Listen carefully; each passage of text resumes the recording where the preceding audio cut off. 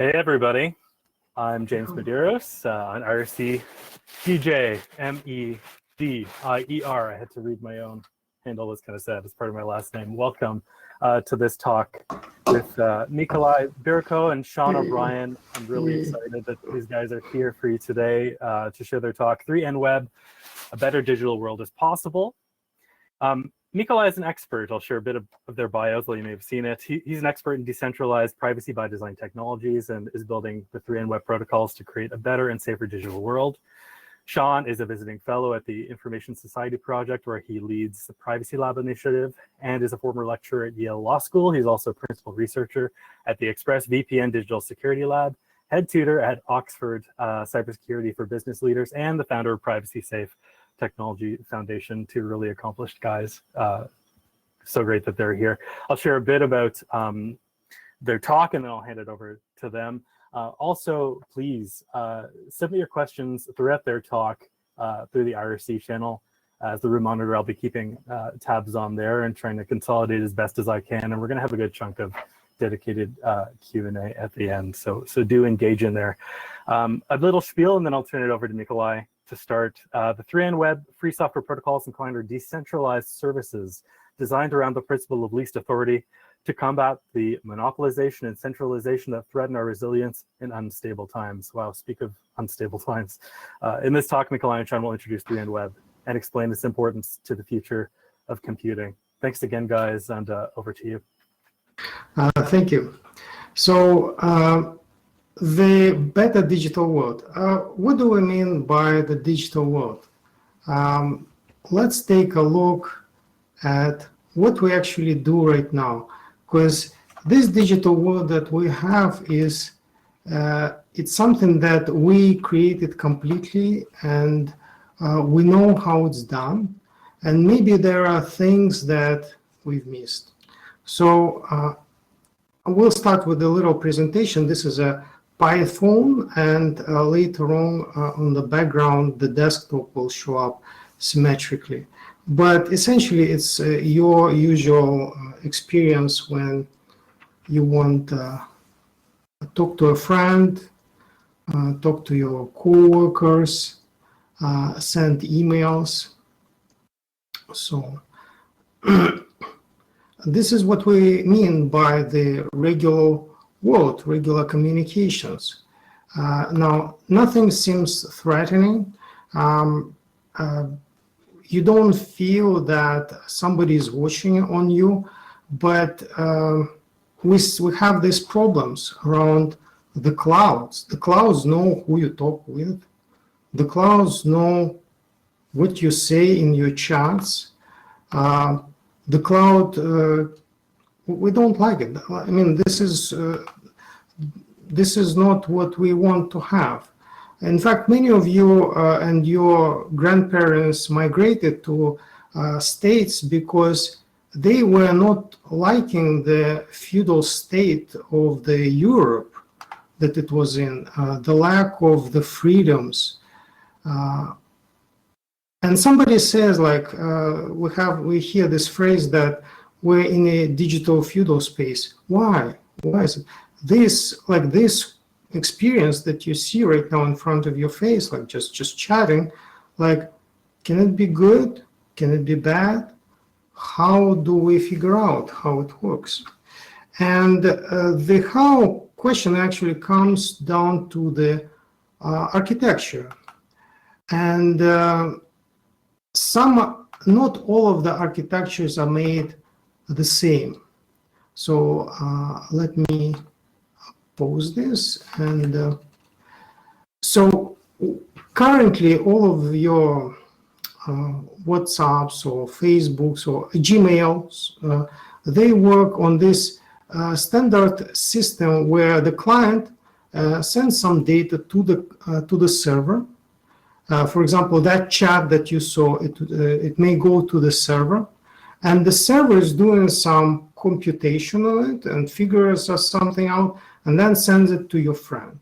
So this model where the computation was always on the server actually was needed, probably was needed 30 years ago or 40 years ago.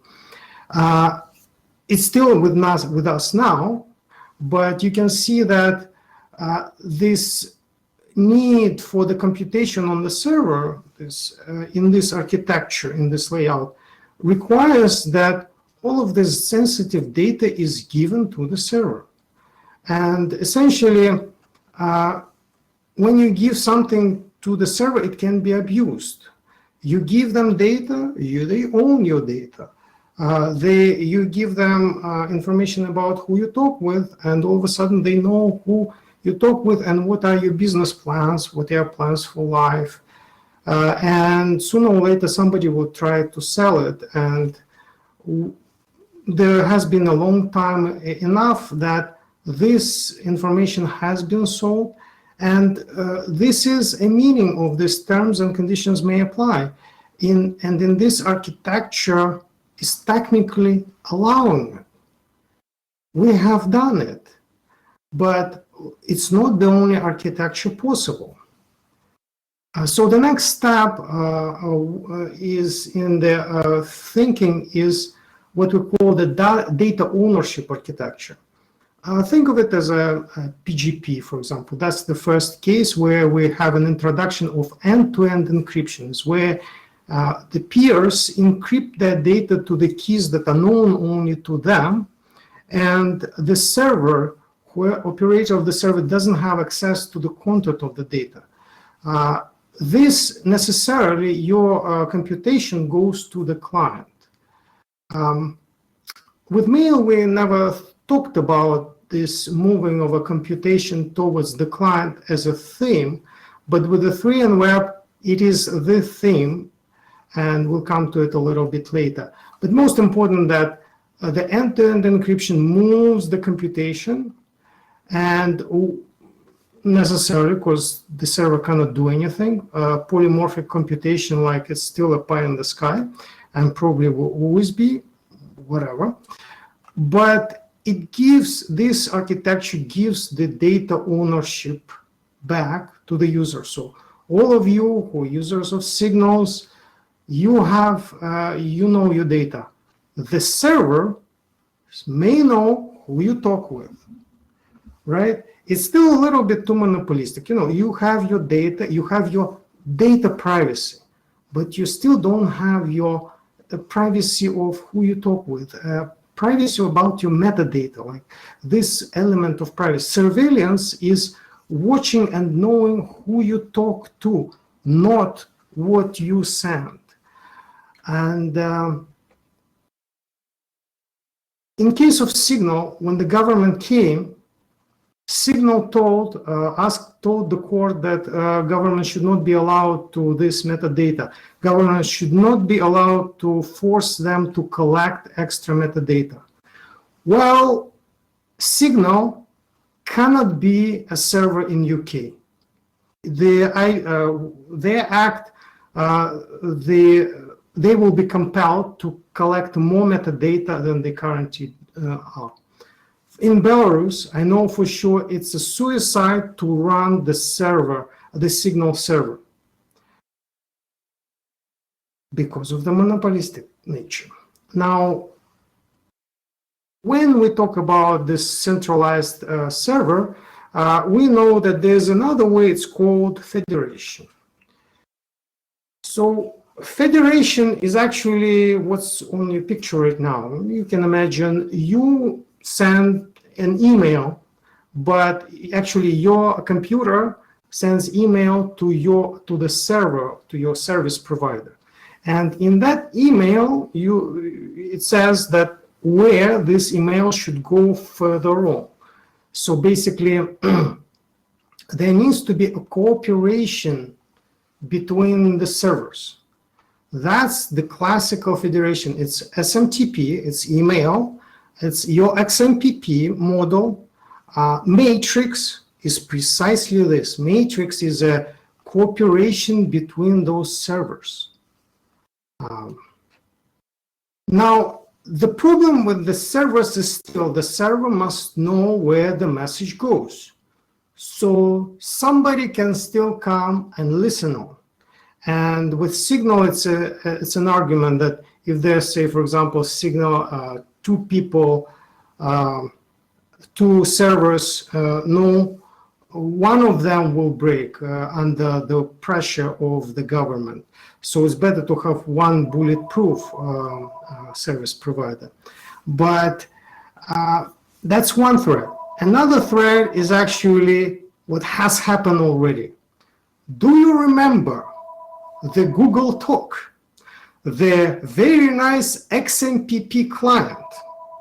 Do you remember the time when Google just decided to cut off the rest of the XMPP world? Yes, we had a very nice future for where the XMPP would have been nice. It was broken. It was broken by a big vendor. How precisely? Stopping a gateway. In human terms, it means stopping a cooperation between the servers. So the federation where servers needs an active technical cooperation, it can be brokenable, and the breakage monopolies wants to do that breakage so that their networks are sort of more equal than the other ones. Although federation means freedom, you know. Now, in our community, in a bigger community, security, there's this discussion goes on, and you can see Moxie Maglin-Spike, Signal guy, in 2016 get this seminal blog post, if I may, and Matrix guys were actually talking with him in 2016, but this is a fresher one, 2020. And they're talking about, you know, do we want this federation? And Signal guys say, no, we don't. But I want to pose you this thing. It's a false choice. It's a false choice in the frame, in the context when you believe that the classical federation is the only way to provide a federated user experience.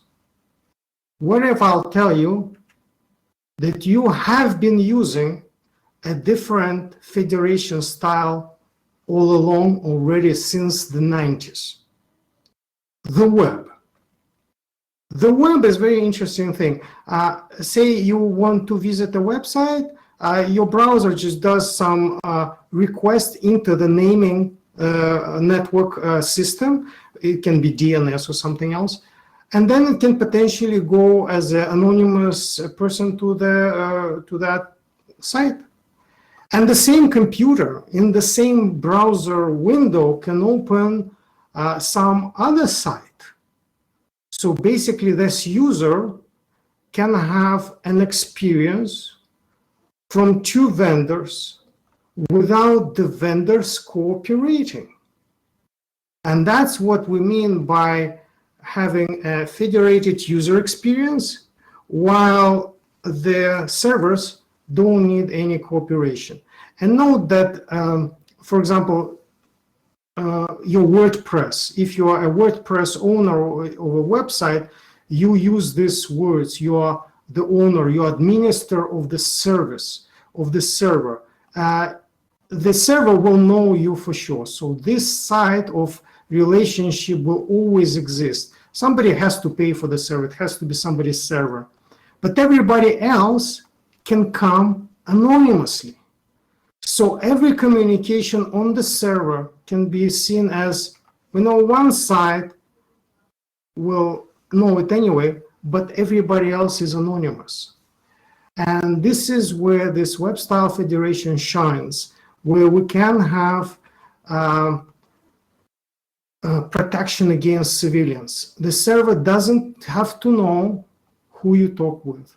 Now we add to this the end-to-end encryption, and with the end-to-end encryption, our programs, our modern style user experience applications run on the client, where the client controls the device and where the keys are, and they don't leave any further. User may share something, some key material in the end-to-end encryption form with his or her peers, but the server will not know about it. They will not know who is talking to who and what data is sent. This is a reduction of the civilians on one hand, and on another hand, any small provider can do the job. Right now, it's very difficult to become an email provider because you have to prove that you are not a spammer to Google. What does it mean not to prove to a spammer, to Google, that you are not a spammer? It's that play in the classical federation scheme, which is broken precisely by saying, oh, that somebody else is a spammer. Therefore, we are not allow them into our digital world, where the free world is the place where everybody is welcome.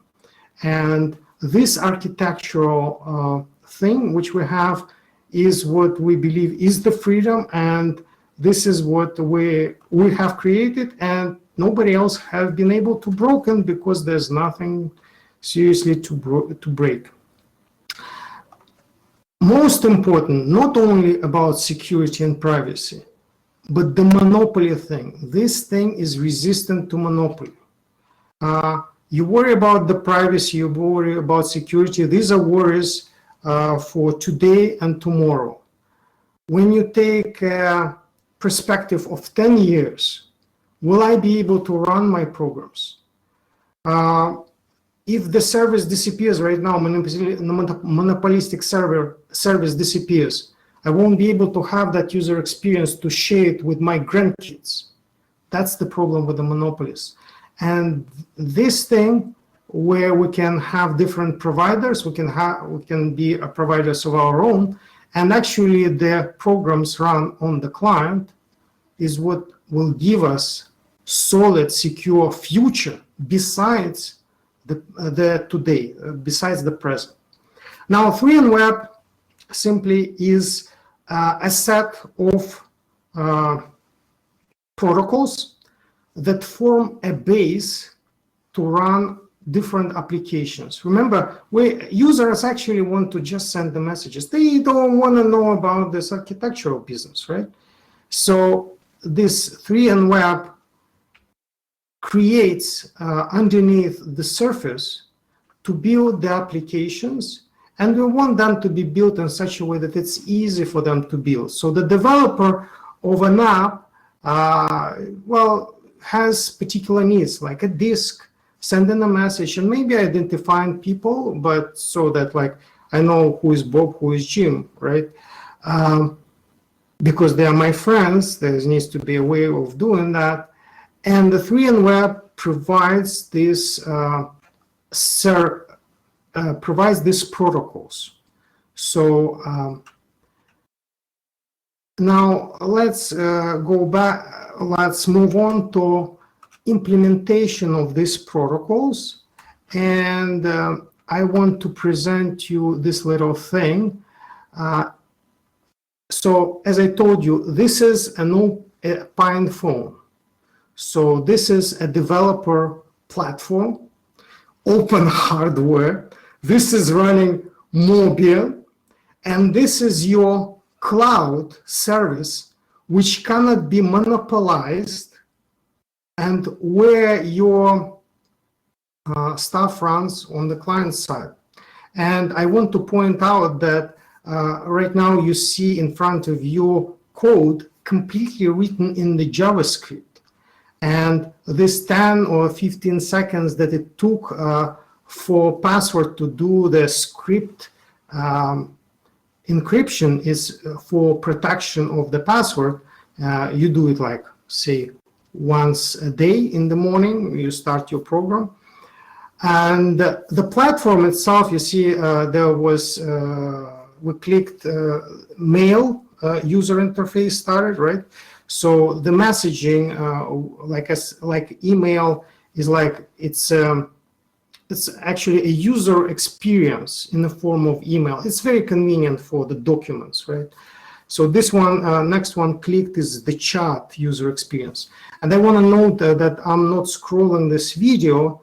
This is an actual time how fast or it takes for this Pine phone, and those people who are in the Pine phone community, they know that running electron-based application, this is electron-based application, right? So it's miracle that it runs. Now, with your help, we will be able to Rust important bits, to turn them into Rust language, because encryption should be in Rust language. And guys, for example, from Tauri Studio, they are doing like something analog to Electron, but way more efficient. Tauri.studio. They were talking that, for example, Purism guys, they told them that no way they can get the Electron-based application into their store because it's too heavyweight. So there's 2 points to note. First of all, you are seeing it takes a little bit time to run.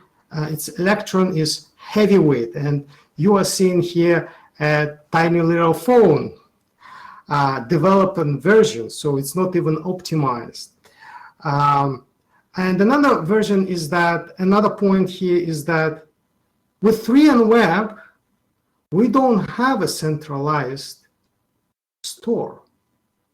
The server doesn't know what apps are running on the client side.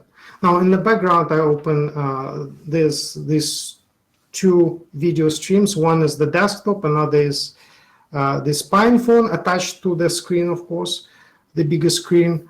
And this presentation just basically showing that you can send stuff, it's sends in the real time, just like the previous one, the previous demo. I just scrolled that a little bit faster.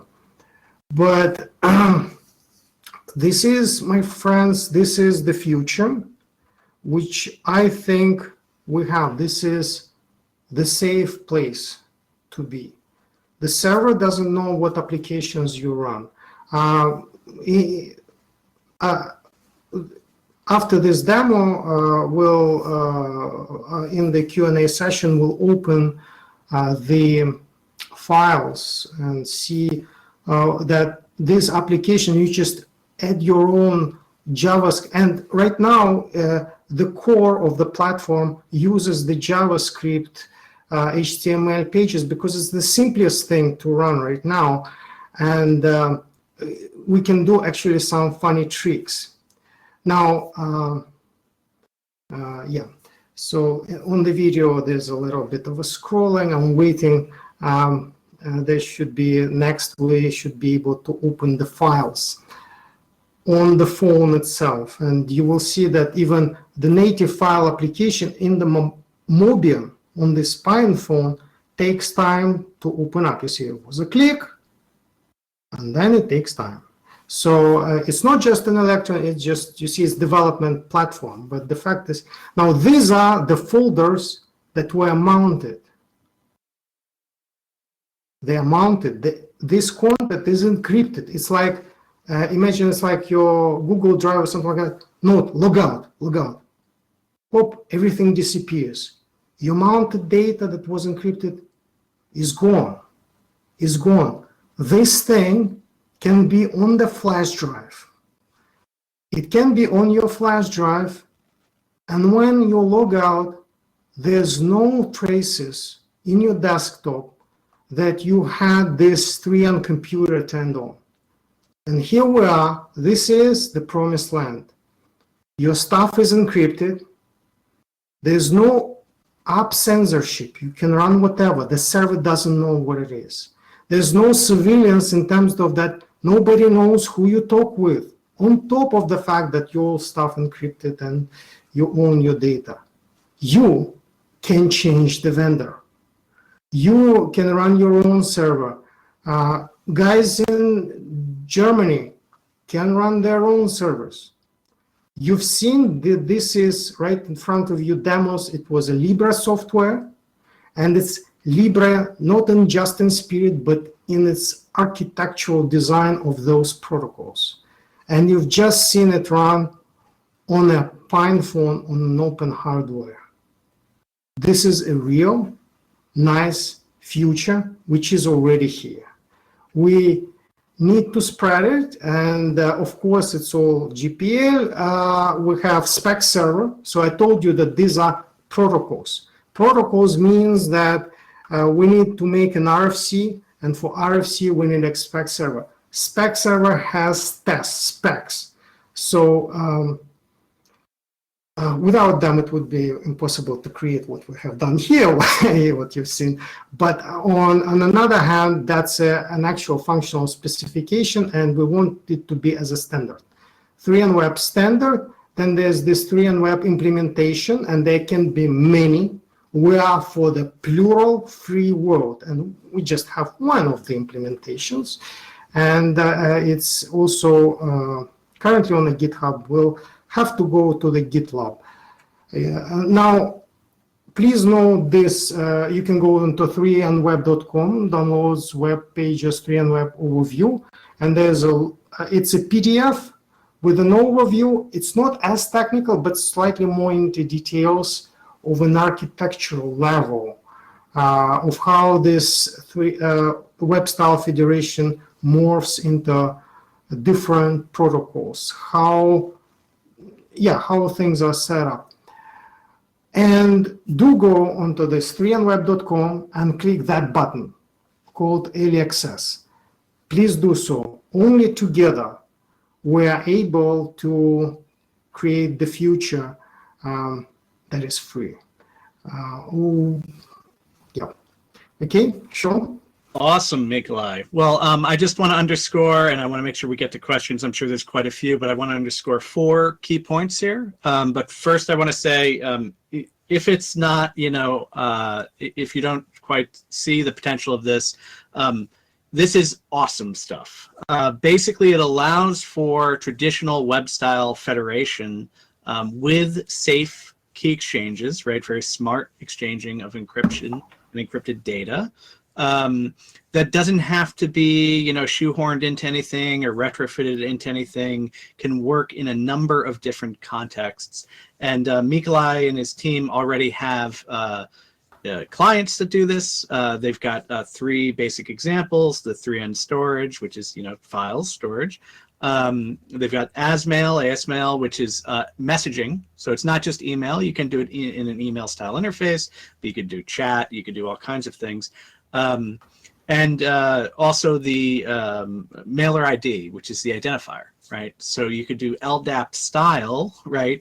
Linking of identities so that you can figure out who's logging into your network and give them access to the resources they need without having to man in the middle of them, so to speak, right? You want to make sure they have access to that stuff without spying on them. So 4 contexts where this is important to me, and the first one is, I met Mikalai at LibrePlanet in 2019. I'm very interested in working on little mini computers, right? Raspberry Pi style, BeagleBone style, those little mini servers, and was looking for something that would allow folks to own their own keys, own their own identity, but still be able to federate, right? Well, 3N storage does that in that context. So even though, the examples used in the presentation were more about, someone who has a server running somewhere in a server rack, you can do this on an ad hoc sort of decentralized, personal basis between many different users. So that's extremely interesting and awesome stuff. The second thing is that enterprise and, institutional, organizational setups, this is a way where services that are traditionally problematic or insecure or not private or not under the control of the organization can be set up while still respecting the downstream privacy and security of the users, right? So it's a really awesome way for organizations who are thinking about transitioning to work from home and these other remote ways of doing things, which we all are now doing, to be able to do that. And they don't have to, again, like shoehorn anything in. It works on existing setups. The third thing that I think is interesting is that because it's not requiring onion routing or mixed networks or these kinds of awesome anonymity technologies, or even a VPN, right? Because it's not requiring any of that. It fits use cases for digital self-defense, which would otherwise be problematic. I know Mikalai, I think, brought up one or two of them, but for example, there's some folks in Myanmar who could benefit from not identifying themselves on the Tor network, right? And this would be a way of sort of doing that and still having private and secure services while your traffic does not look different, which is always an issue when you're trying to be anonymous. And the fourth thing, which I'd love to hear more from Mikalai about, is that you can, if you want to, use a different style of addressing scheme. You're not tied to the domain name system or the traditional addressing. You can use URIs that you make up and come up on your own. You can do Tor, you can do IPFS, all these kinds of new networks that are interesting from a distributed data store standpoint or anonymity and privacy. 3N Web would be able to not just cope with, but I think excel in those contexts. Yeah, precisely. So, precisely. 3N Web protocols, they are like a layer that fits into this standard networking layer stack. And we are specifically want to stand on the shoulders of giants and allow others to stand on this next layer.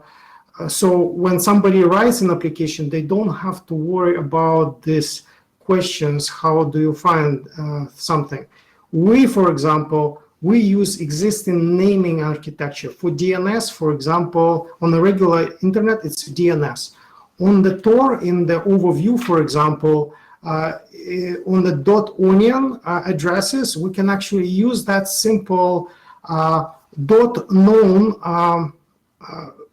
web server sort of folder. If you know what I'm talking about, RFC for the .known services. And that's a different naming, and there can be different types of namings. And we are not dictating what kind of transport layer. The transport layer can be different. It can be HTTPS at this moment, but it can be something else. Great. And obviously, I'm really excited about it. Signups can be done through that early access, which actually goes through our Privacy Safe Shop, which is the organization that I set up. And that organization also does online education, a bunch of other cool things. But make sure you sign up through there if you want access to this tech. And if you signed up for anything else that we've done at Privacy Safe, digital self-defense, et cetera, and you want access to 3N Web, just reach out and we'll make sure you have it. We want to have a good group of, alpha and beta users, basically, who are able to not only use this stuff, but use it in exciting and fun contexts. And I know the LibrePlanet crowd is the right crowd for that. On that note, do we have any questions from the audience here? Sure, James here, just sharing my webcam again. Thanks for that, Mikalai. Thanks for that, Sean. Really appreciate it. Yeah, we do. I guess we've got about 10 minutes just over for some questions, so we can sink into them. Just to say, you've received some support in the audience. Very interesting. Somebody says we'll definitely try it out, so that's great. First question here out of 4 or so, or 3 or so that are queued up so far, and again, keep sending them in. Somebody asks, in this model, doesn't your ISP know whom you're talking to, and what steps are you taking there? So here, to protect against ISP, all of this can run on top of Tor or mixed nets, and whatever other protection you can find for the transport layer. So in a traditional setup, though, Mikalai, let's say that you don't do that, right? And you tie to domain. Let's say Yale University did it, right? I convinced Yale to use this technology. They would be able to see what? What would they be able to see about the transaction? What is the level of privacy a user would expect in that scenario? So the ISP server will always know what IP comes to them. And the global adversary, for example, observer also can see what IP is talking to where. And this is an attack, a check on the transport layer. And as a result, the mitigation of this ISP observation is the mitigation on the transport layer. And we have Tor for that or mixnets for that. And or hypothetically, an organization could just have a dedicated, VPN that everybody dials into because they're not they're worried about outside interference. Yes. And it just somebody will see that, oh, these people go to this VPN. So, for example, you can think about Tor as if it's a trusted VPN. That's the way I think of it. But I could see an organization having an LDAP server with single sign-on, people sign in. Yeah, of course, the organization knows you signed in from your IP, but you're protecting the contents of the transmission, right? The most important end for every transaction, right? Yeah, the most important is that the servers themselves don't know. Like you have to think about your infrastructure in layers. So there are servers layers, and then there's layers where passwords already exist anyway. So those bits and pieces, they were always sensitive, and they can always exist in certain restricted places. But everything else, that should be, if somebody hacks that, nothing should be on that server. And that server should not see anything. So even if, as an organization, I run this server, I am secured in the knowledge that if somebody steals that server physically, there's nothing on it. If somebody hacks into it and sits on it continuously, like that, advanced persistent threat sitting consistently on the server, I don't care about it. Server will not get enough information out of it. They say, cool, thanks for clarifying. There's another question, might be along the same lines, and I think if I understood, it might have just been an example when you were talking about the 90s web and I think federated architecture, specifically DNS, because they're asking, the query had mentioned about DNS, and not sure if you're talking about encrypting that or assuming VPN setup. Was that just an example of architecture? So most important is that we use the naming system. Now then you can ask the question, okay, how do I secure my naming system? And one of the possible scenarios is DNS over HTTPS. That's number one. Or if you don't trust that Cloudflare or Google, you use DNS over HTTPS from somebody else.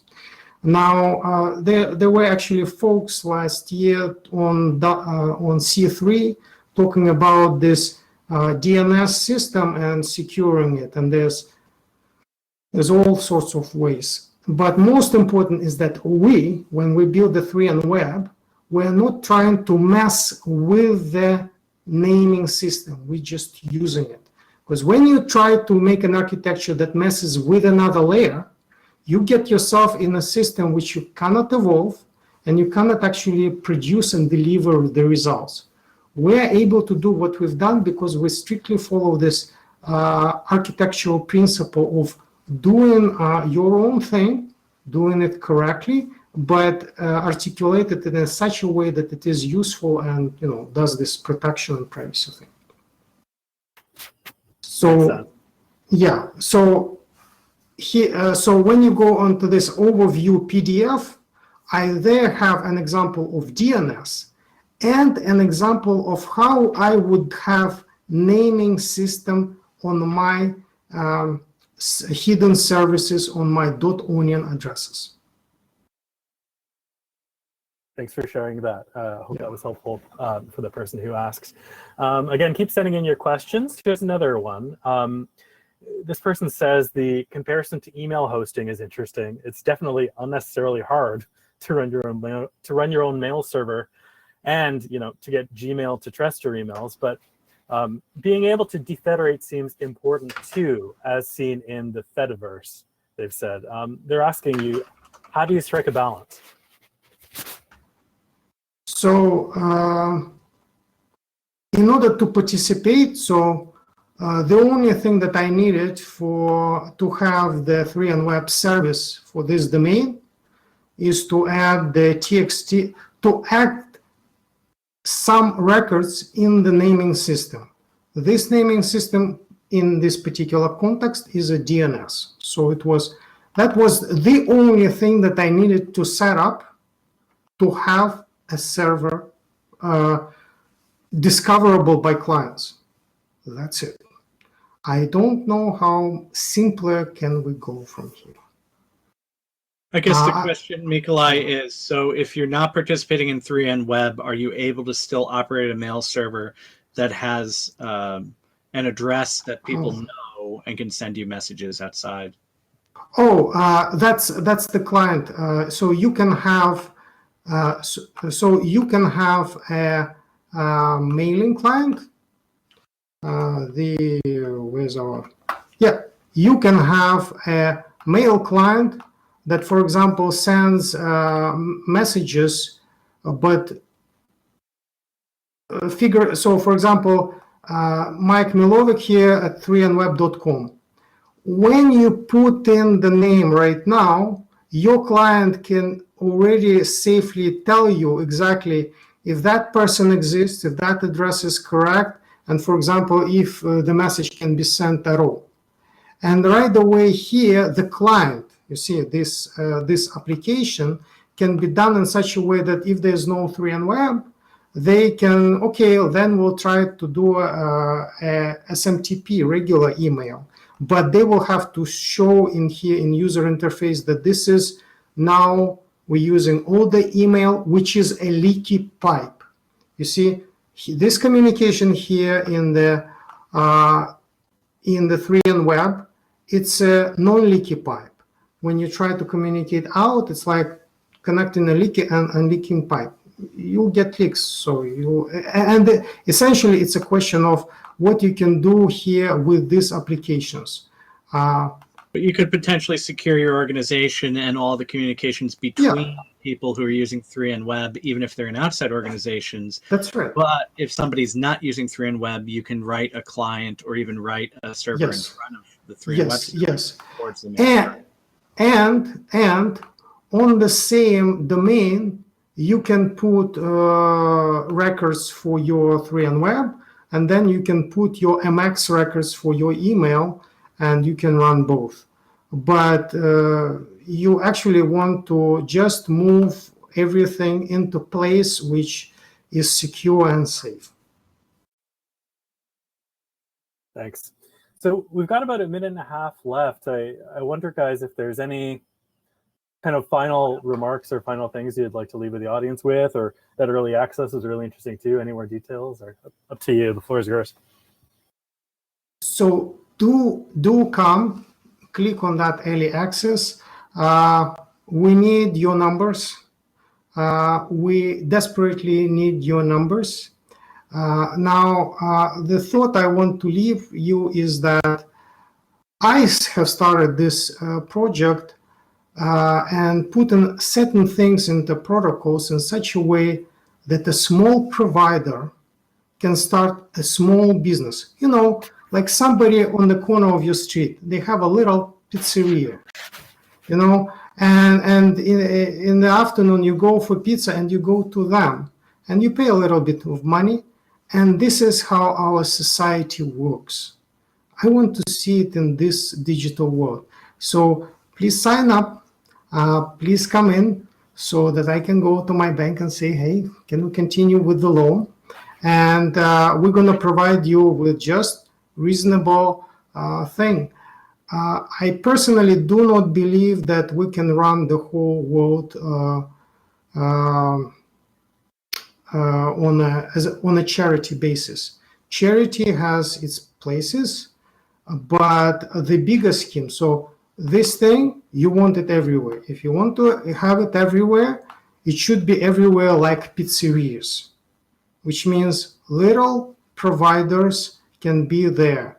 People can participate and can gainfully participate so that people can create applications and stuff.